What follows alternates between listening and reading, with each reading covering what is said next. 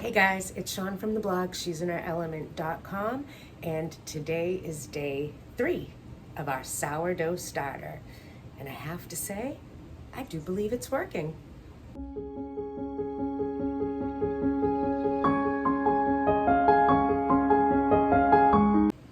So if you are following on this journey with me, you'll know that day 1 we started with 1 cup sifted flour, 1 cup filtered water. We put it in our vessel, we stirred it vigorously, we scraped the sides down. We wanted to make sure everything was totally incorporated nicely, which it was.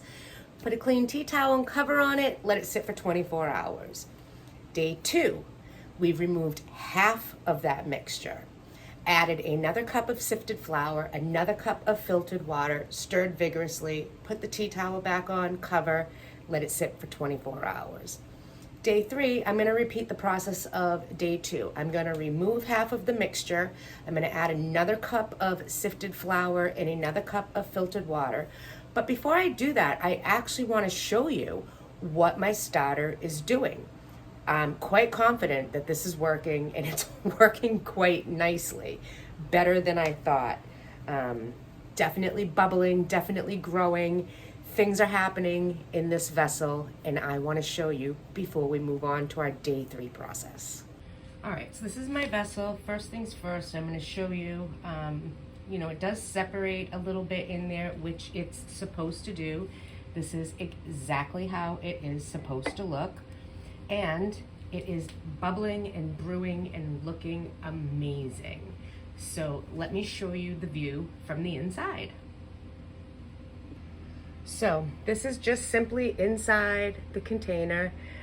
These are all of the amazing bubbles, which tells me that my sourdough starter is doing exactly what it's supposed to do. You're supposed to get all of these fermenting bubbles. This is what gets it ready for use. So I am fairly confident that this is working, and it's working exactly the way it's supposed to. Now, another thing I want to mention regarding my sourdough starter is you can smell it starting to sour.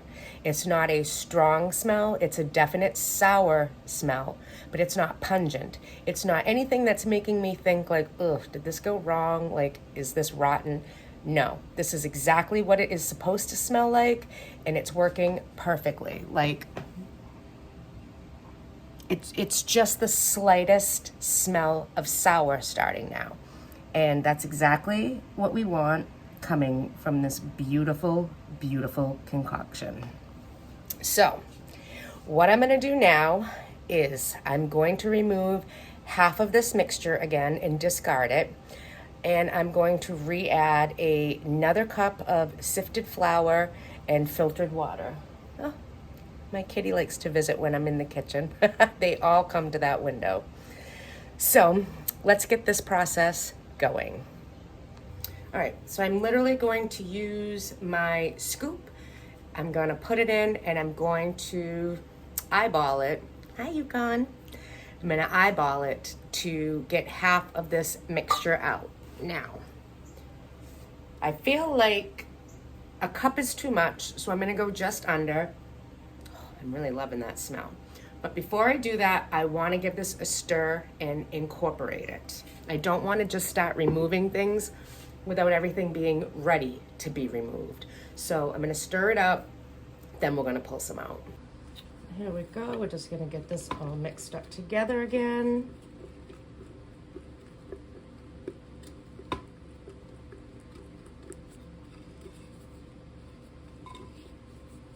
You can see it's even getting sticky like it should, thick and sticky.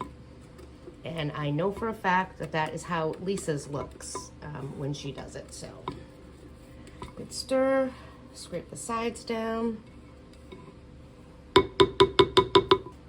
And now I'm going to put this in and kind of like want almost a full cup, but not quite. I feel like that is enough. It did pretty good.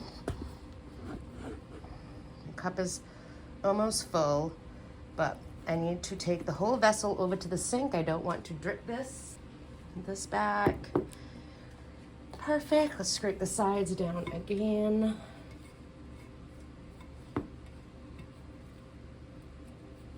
Now to me that looks about half the mixture is gone, so I feel like that's perfect. Now let's move on to the flour. All right, it's my leveled cup of flour. It's just a nice little shimmy.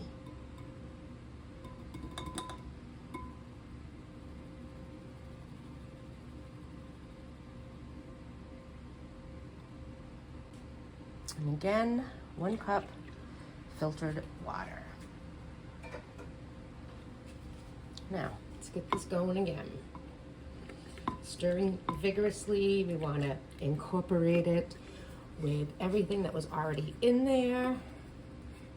Scraping the sides, scraping the bottom.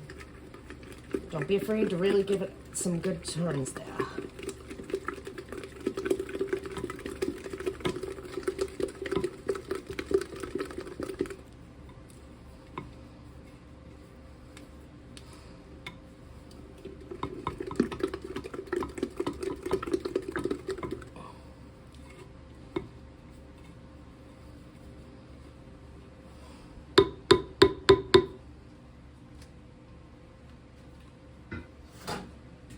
There you have it. Just going to take our vessel, going to put our tea towel back on it, cover, and now this is going to sit again for 24 hours. Tomorrow we're going to do the exact same thing we just did once again. It's only going to change when it comes to day 6 and 7. Now I have to say, this is so exciting to me. Watching this grow, watching this ferment, watching this get to a point where I can have something that I can keep for years. I believe Lisa's had hers for 11 or 12. That is mind-blowing to me that something like this lasts that long and you just keep feeding it. The other thing that I like is that you can kind of have it stay dormant by putting it in your fridge when you're not using it or when you have no plans. Like a perfect example is when we go on vacation for a week or 2. This can go in the fridge and I don't have to worry about feeding it or it ruining or not working anymore. It's already starting to bubble. I know you can't see it, but it is starting to bubble. And I know it's starting to look thick and sticky like hers. I still have a few days to go before it's ready, but I am so excited for this, especially where it's getting incredibly hard to find things in the grocery store. And heaven forbid someday you can't get bread or you can't get an English muffin or biscuits or anything. We're gonna have to go back to what our grandparents did, and that's scratch cooking.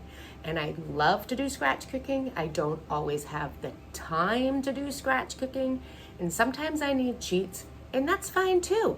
Semi-homemade is better than fast food any day of the week.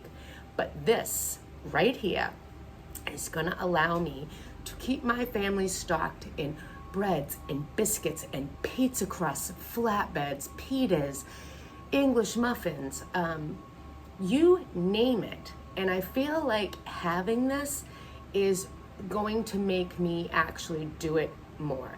It's not about, oh, geez, well, I've got to get the flour out, now I've got to get the yeast. You still have to do all that and let things sit. But this base right here is going to speed up that process and make it so much easier for us so that we don't mind doing everything from scratch. Because as a Nana that has all these kids here all day long, and don't get me wrong, I give them sugar, but I really try to give them healthy foods as best as I can.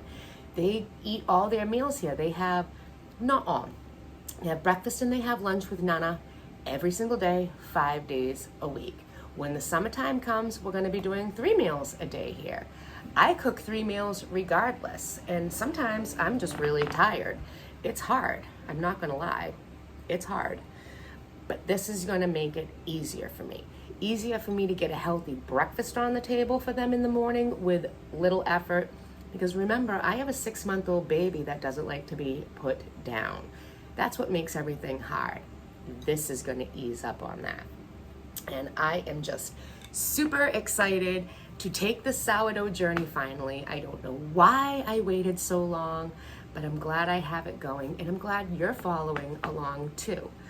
I hope that this has actually inspired you as well to just do it.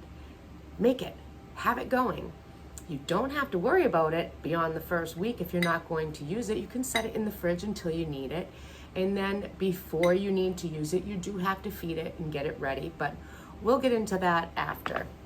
Right now, we are still in the development stages. And again, I think it's going great, seriously. Bubbles galore in here already, and I just set it down. So, I can't wait. Thanks again for stopping by the homestead as we did day 3 of our sourdough starter journey. If you're new to my channel, you might want to consider hitting that subscribe button. I make new videos every week, and you never know what they're going to be on. It could be scratch cooking, sourdough cooking, DIY projects, or creating my handmade home one day at a time. Again, thanks for stopping by the homestead, and I'll see you tomorrow for day 4. Have a great Saturday.